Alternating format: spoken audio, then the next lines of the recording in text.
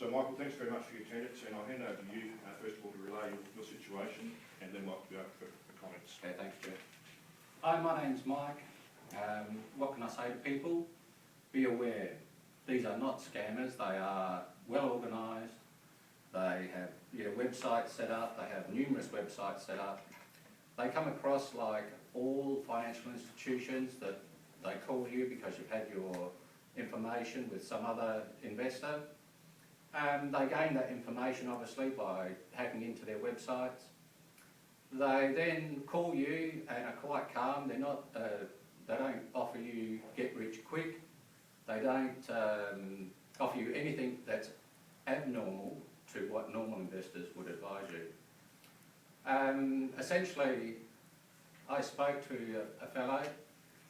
He gave me his name and his phone numbers. He gave me websites to look at, which I duly went and looked at.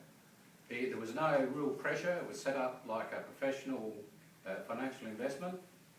I then went on to the websites. There's an international website where you can look for scammers. There's an Australian website where you can look for scammers. I did all the due diligence that you would normally do when investing. They didn't appear on any of those websites. I then, like I do with all my investments, dipped my toe in the water, so I sent them $250,000.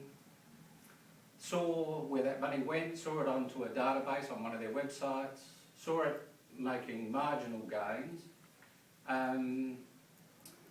watched it grow just a little bit, which was, they weren't a get rich quick, they weren't offering millions. Saw it going a little bit, and then I got a call from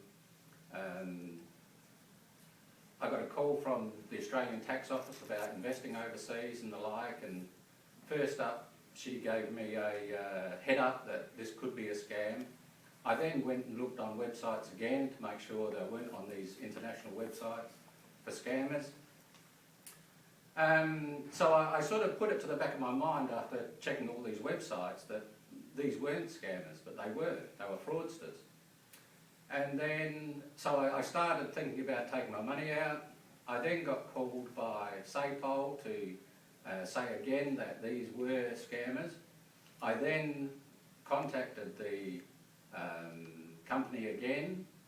I asked to withdraw my money, and their response was that I had to pay the tax. So I said no, I wasn't sending any more money, and they should take the tax out of the money, but I wanted my money back. They didn't refuse, but they wouldn't allow me to take my money out. I then rang a bank in the bank that I was putting the money into. I then asked that bank, after giving them a whole heap of details about who I was, that I wanted their assets frozen. They actually froze their assets because, again, this guy called me complaining that I'd frozen their assets. But somewhere in me freezing their assets and them taking their money out, the bank allowed them to take their money out. So I've yet to contact the bank about what's going on there. Subsequently to that, yes, they've been identified on all the websites. They are fraudsters. So what I'd say to people is be aware. Be aware. These people are very sophisticated in what they do, and hence they take your money.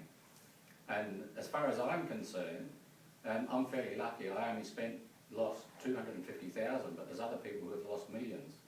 So I'm very lucky in that regard, but still it impacts on my retirement, it impacts on my ability to make money, and hence, hardship. So beware.